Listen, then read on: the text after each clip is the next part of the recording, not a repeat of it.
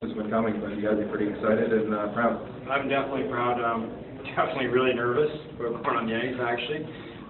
But it's exciting. I know my fans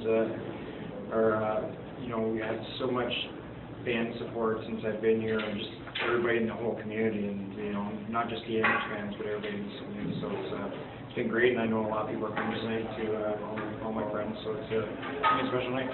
Obviously, you played so much here, and then you were able to stay in Rochester. You get the coaching gig here a few years back. How nice was it to be able to stay here and continue working after your playing career? Well, definitely nice. Obviously, again, our family loves the community, and to step right into coaching and coach a team that I got to play with for so many years has been great. And know all the people that are surround, all the people in the office and the training staff just makes it that much easier for me to go to work. And again, I love coming to this rink.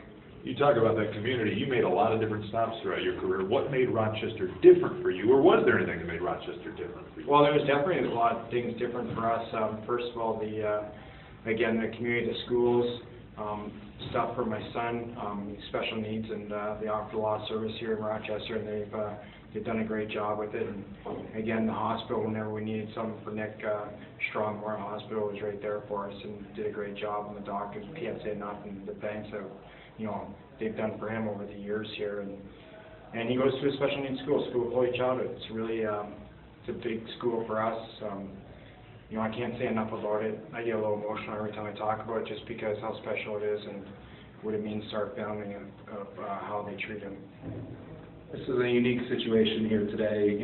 Obviously you've got to go right from the ice to the bench to coach the game, but the players will get to see, your speech. And what kind of example do you hope to set for them here tonight?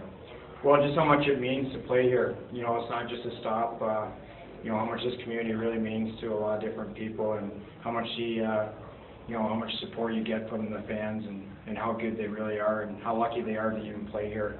You see a lot of great players, and a lot of great players aren't even in the Hall of Fame just because they only played 1 or 2 years here. So, there's been a lot of people that have actually played here that, a lot of people don't even know. And, I'm going to try and mention some of those guys that aren't even in the Hall of Fame that I played with that are great players that stepped through here. You should be proud that they're playing here and get to wear the red, white, and blue shirts.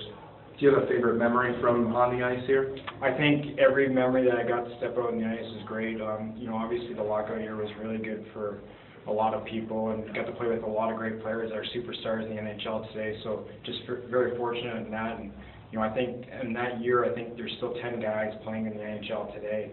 It just speaks volumes of Rochester and what they did here and how they developed the young guys. Coach, you said earlier in the week that you don't think of yourself in the same category as a Jody Gage or Scott Metcalf, but you're joining him now. So has it set in? Yeah, it really hasn't set in. I still don't think. I don't know. It's numbing right now. Obviously, it's exciting, but again, those guys are really good, and they won a Calder Cup here, and they made a difference in this city, in this community. So those guys, they're hard to compete against, but I'm just happy to be joining them. You said you were nervous. Do you remember the last time you were this nervous before a hockey game?